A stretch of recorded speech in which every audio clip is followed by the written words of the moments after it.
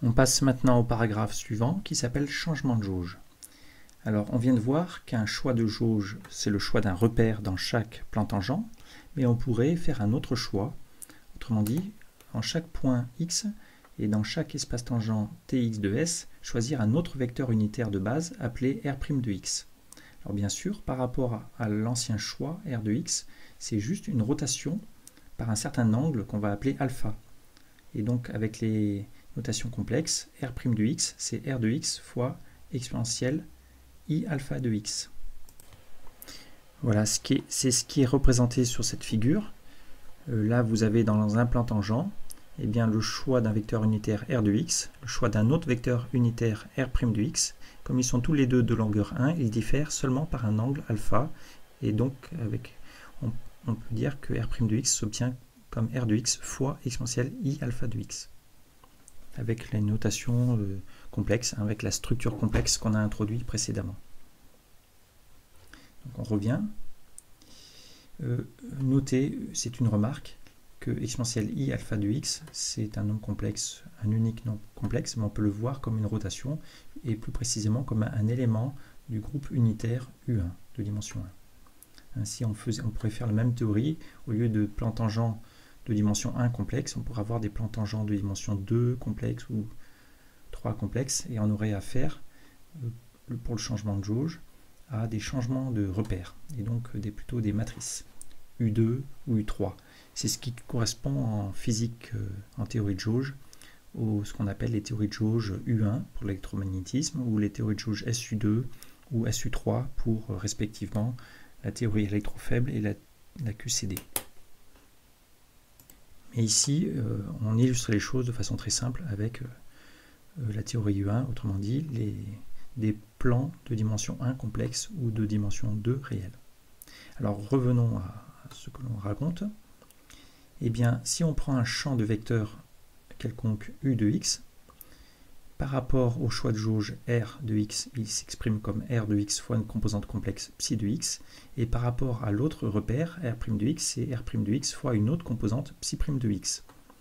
Ce qu'on affirme, c'est que psi' de x, c'est tout simplement psi de x fois exponentielle moins i alpha de x. Alors on démontre ça tout de suite. En effet, psi de x fois R de x, c'est égal à psi' de x fois R' de x par définition. Or, R' de x, c'est exponentielle i alpha de x R de x. Donc, à partir de ça, on déduit que psi', c'est psi fois exponentielle moins i alpha. Par ailleurs, avec le nouveau choix de jauge, on a un nouveau potentiel vecteur A'.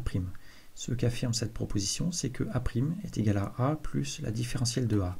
Autrement dit, la composante AK de A'K, c'est AK, la composante K de A, plus la dérivée partielle de A par rapport à la direction xk. Alors voici la démonstration. C'est que par définition du nouveau potentiel de jauge A', c'est la dérivée covariante du choix de jauge R'. Dérivée covariante de R', c'est I fois A' fois R'. Et maintenant, on utilise encore une fois de plus la formule de Leibniz.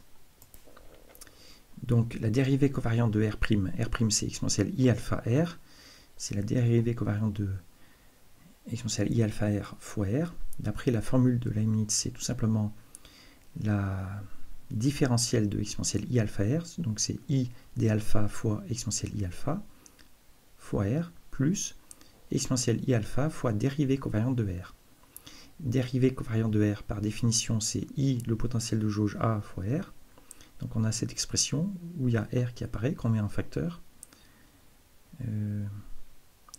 On met AR en facteur et on met aussi exponentielle I alpha en facteur. Donc il apparaît R' en facteur. Et il reste quoi? Il reste I d alpha plus IA. On met I en facteur, il reste donc I d alpha plus A.